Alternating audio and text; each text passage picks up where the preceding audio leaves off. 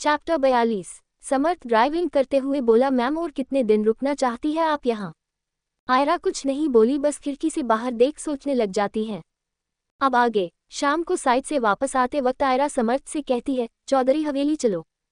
थोड़ी देर बाद समर्थ चौधरी हवेली के बाहर कार रोकता है। अरिन आयरा से पूछता है, आयरा हम यहाँ क्यों आए हैं? आयरा लैंग्वेज में बोली, हम वापस मुंबई जा रहे हैं, तो क्या जाने से पहले एक बार माँ और बाबूजी से नहीं मिलोगे? इतना बोल वह अरिन का हाथ पकड़कर उसे हवेली के अंदर ले जाती है। दोनों ही जैसे हवेली के अंदर जाते हैं, सामने सोफे पर राज बेफिक्री से पड़ा अपना फोन चला रहा था। उसकी नज़र जब उन दोनों पर जाती है तो वह जोर से आवाज लगाकर बुलाता है, चंदा माँ, बड़ी माँ देखी कौन आया है। चंदा जैसे ही राज की आवाज सुनती है वह किचन से बाहर आती है, उसके हाथ में बेलन था। वो बोली, क्यों चिल्ला रहा है? जैसे ही चंदा माँ की नज़र आयरा और अरिन पर पड़ती है तो उनके हाथ में से बेलन वहीं जमीन पर छूट जाता है। वह दोनों के पास जाकर उन दोनों को गले लगाकर बोली, अरे बच्चे, तुम दोनों बिना बताए क्यों आ गए? बात कर आते, तुम दोनों की पसंद का खाना बना कर रखती। अब मैंने इस मुफ्त राज की पसंद का सब कुछ बना दिया है। राज मुंह बनाते हुए बोला, क्या आप भी बड़ी माँ? मैं इतना भी मुफ्त नहीं हूँ जितना आप मुझे बोल रही है, बहुत काम का हूँ मैं। डिटेक्टिव राज नाम है, मैं किसी की भी जासूसी कर देता हूँ, जैसे मैं आयरा भाभी की यहाँ आने के बाद मैंने ही सिक्योरिटी दी थी। चंदा माँ हल्का सा मुस्कुराते हुए बोली, हाँ हाँ पता है मुझे तो कितने काम का है और कितना काम का नहीं। राज फेल कर बैठा था, वह ठीक से बैठ जाता है और चंदा माँ अरिन आयरा का हाथ पकड़कर उन्हें सोफे पर बैठाकर बोलती है, यही बैठो और डिनर करके जाना, मैं अभी जल्दी से कुछ बनाती हूँ। इतना कह किचन की ओर जाने लगती है।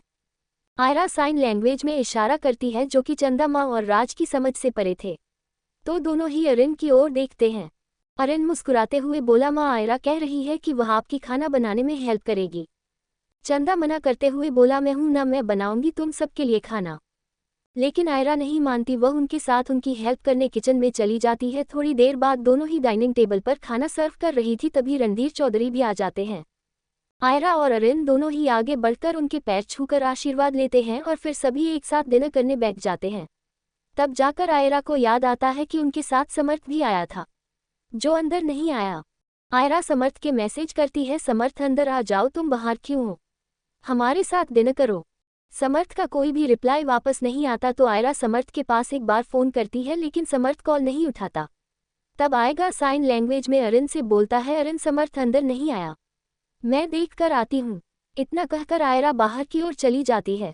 आयरा देखती है तो वहाँ आयरा की कार नहीं थी, समर्थ तो उन्हें वहाँ छोड़कर जा चुका था। आयरा हैरानी से खुद से बोली, समर्थ अंदर क्यों नहीं आया और कहाँ गया होगा इस वक्त? आयरा वापस अंदर जाकर डाइनिंग टेबल पर बैठ जाती है। आय को देखकर अरिन बोला, क्या हुआ, समर्थ नहीं आया? आयरा अपना सरनामे हिला देती है। आयरा को समर्थ का जाना कुछ समझ नहीं आ रहा था, पर अब उन्हें कौन बताए, अगर समर्थ अंदर आ जाता तो रणधीर चौधरी उसे पहचान लेता कि वह उधम सिंह का बेटा है।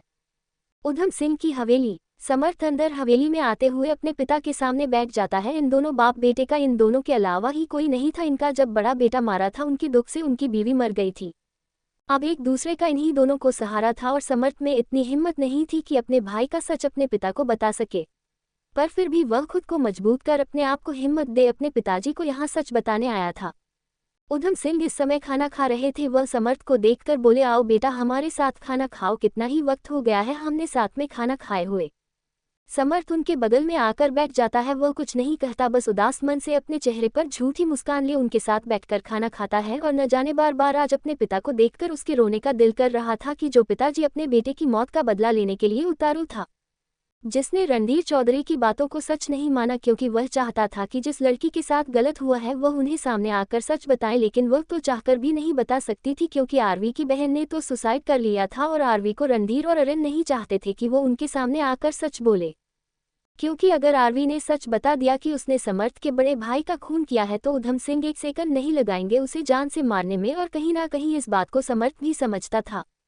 खाना खाने के बाद समर्थ अपने पिता से बोला, बाबूजी क्या हम बाहर गार्डन में टहल कर सकते हैं? काफी समय हो गया है ना हमें एक दूसरे के साथ वक्त बिताए, आज मेरे पास वक्त ही वक्त है। कुछ देर बाद दोनों ही अपनी हवेली के बाहर गार्डन में टहल रहे थे। टहलते टहलते उन्हें काफी देर हो गई थी, लेकिन समर्थ में अभी तक हिम्मत नहीं थी मुझे कुछ बताने की। समर्थ उधम को वही गार्डन में रखी चेयर पर बैठा था और उनके सामने पंजों के बल बैठ उनके दोनों हाथों को अपने हाथों में थाम कर बोला, बाबूजी अगर मैं आपसे कहूं कि यह बदला लेना छोड़ दो तो क्या आप छोड़ेंगे? उधम बोला, नहीं। ये सुनते ही उधम सिंह की आंखें ज्वाला की तरह आग उगलने लगी थी। वह गुस्से से बोला, समर्थ तू अपने मकसद से नहीं भटक सकता। मेरा ही मकसद ये है कि मैं उस आदमी को भी उसके अपनों के दर्द की तरफ से तड़पते हुए देखना चाहता हूँ। समर्थ उन्हें समझते हुए बोला, आप ये क्यों नहीं मानते कि रणधीर चौधरी ने जो कहा वह सच भी तो हो सकता है। उधम गुस्से से बोला, मेरा बेटा ऐसा नहीं है जो किसी लड़की के साथ ऐसी गिरी हुई हरकत करे। अगर ऐसा सच में सच है तो उस लड़की को सामने लाए। वो कहाँ है वह लड़की? समर्थ भीगे गले से बोला, अगर उस लड़की ने आत्महत्या कर ली हो तो अपने साथ हुई जाति का अपमान को कुछ बताने के लायक ही ना हो तो तब आप क्या करेंगे? क्या आप चाहेंगे कि वह लड़की स्वर्ग से आकर आपको सच बताए?